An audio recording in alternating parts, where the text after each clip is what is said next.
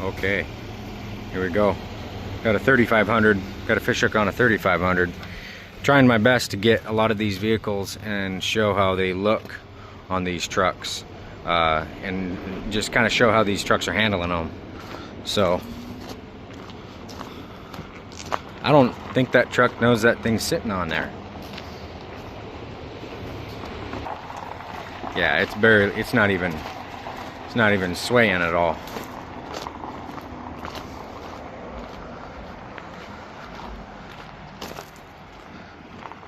So what I would say is, I think I had a person on a video there, and then also emailing me, what is the ideal truck for the fish hook? This is what I would consider the ideal setup.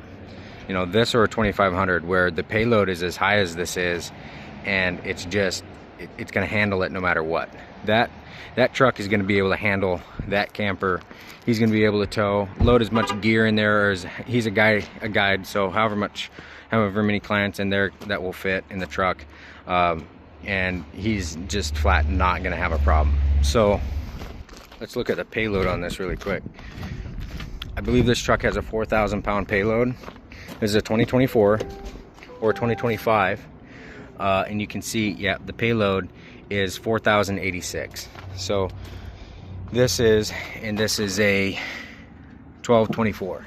So absolutely perfect setup for the fish hook, where you're out there towing, you got a camper on there that has all the amenities in it that you're going to need. This camper has a larger electrical system than a brand new fifth wheel that's sitting inside the shop there. Much larger electrical system, probably double the size. It's got its solar. You're not going to kill it. It's got a smaller draw amount than that you know, those large campers, large fifth wheels with all the different electrical components in them. So this really is kind of the ideal setup. So there you go. That is what I consider to be the perfect truck camper combo, where your truck does not really know there's a camper on it. It's going to handle well. You're not going to worry that maybe you're pushing the limits too much. He's going to be able to drop in off the road as needed, and in the different areas that are hard to get to, and you won't have a problem in the winter. Again, he's a guide, and so when he's going up certain ski slopes or whatever the area is that he's going to, he's not really going to have an issue. And if on some of those trips he needs to throw a trailer on there, then he really has no problem. So yeah, there you go. Look at it from the front here. Perfect. That is a beautiful setup. I love that setup. Just a nice truck. This is probably going to end up being the truck I get as time goes on here. I think Chevy did a good job with their new pickups here. It's not too bulky or big of a truck, and it just, man, that looks perfect. It just fits on there tight. Very nice. So there you go, guys. This right here is probably pushing, with the upgrades he did in this particular fish hook, it's probably pushing right about 1,600 pounds. So and he did minor upgrades, nothing crazy. And see, he wanted the traditional tie down system.